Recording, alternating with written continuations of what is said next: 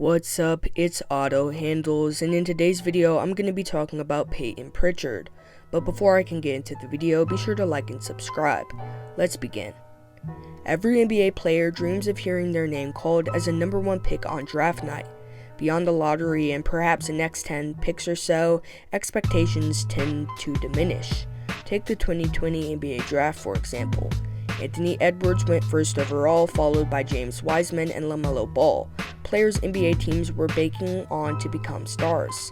But the same lofty expectations didn't apply to later picks like Payton Prichard, who was selected 26th overall out of Oregon. The 2020 draft took place during the pandemic, with no NCAA tournament or pre-draft showcases.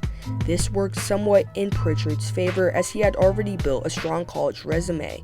He played all 4 years at Oregon, improving steadily from averaging 7 points in 28 minutes per game as a freshman to 20.5 points in 36 minutes per game as a senior. While his consistent growth was a plus, NBA scouts would have preferred to see that development happen in the league rather than in college. At 22 years old, Prichard was considered old for a draftee, and many believed he had already made his biggest leap while at Oregon. As a result, Payton Prichard wasn't the obvious choice at his draft spot, but it felt likely that the Celtics would target a backup point guard with one of their late first-round picks. At the time, it was surprising that they passed on Malachi Flynn and Tyrell Terry, 2 point guards generally projected to be selected ahead of the 22-year-old Oregon senior. In hindsight, the Celtics are likely glad they trusted their instincts over draft boards because 4 years later it feels like a no-brainer, because Malachi Flynn has struggled to find a consistent role, spending significant time in the G League, while Tyrell Terry retired at 22 before eventually retiring to play overseas. Either would have been a risky selection for Boston at the time though. You see, expectations for Prichard were modest. A scouting website even said about Prichard that he should be a valuable backup in the league for a number of years, but expecting anything more than that is just unreasonable. Given what Payton Prichard is doing now, calling him just a valuable backup seems downright disrespectful. Despite the Celtics choosing Jrue Holiday over him as their starting point guard this season, Prichard's role has expanded. After averaging 22 minutes per game last season, he's now playing 28 minutes a night.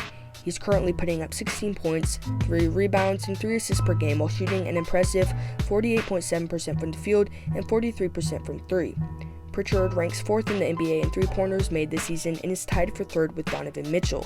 Even more impressive, he's shooting the highest 3-point percentage among the top 4 players on that list while playing the fewest minutes, and so that begs a question. Should Payton Prichard get more minutes under Joe Mazzulla? My answer is no. His current role as a scoring spark off the bench fits perfectly. While Prichard is valuable offensively, he doesn't replace Jrue Holiday unless he's absolutely on fire. Holiday's defensive impact is too crucial for Boston to sacrifice. In the finals game against the Mavericks, Holiday showcased his elite versatility by guarding everyone from Luka Doncic to Kyrie Irving, even switching onto PJ Washington when needed. His clutch defensive plays are game-changing, like when he was on the Bucks and he stripped Devin Booker and lobbed the alley-oop to Giannis to seal Game 5 of the 2021 NBA Finals. That's something Prichard, standing at 6'1", just can't offer on the defensive end. However, if the Celtics continue keeping Prichard involved offensively while maintaining his bench role, they'll be in a strong position. And doing that is going to benefit both parties. Prichard wants opportunities, and the Boston Celtics benefit from his lethal shooting, which keeps defenses honest.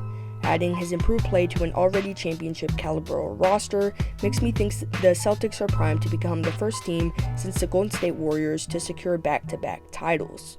But what do you think? Should Payton Prichard win 6th Man of the Year, and are the Celtics going to repeat? Tell me in the comment section below. Until next time, peace.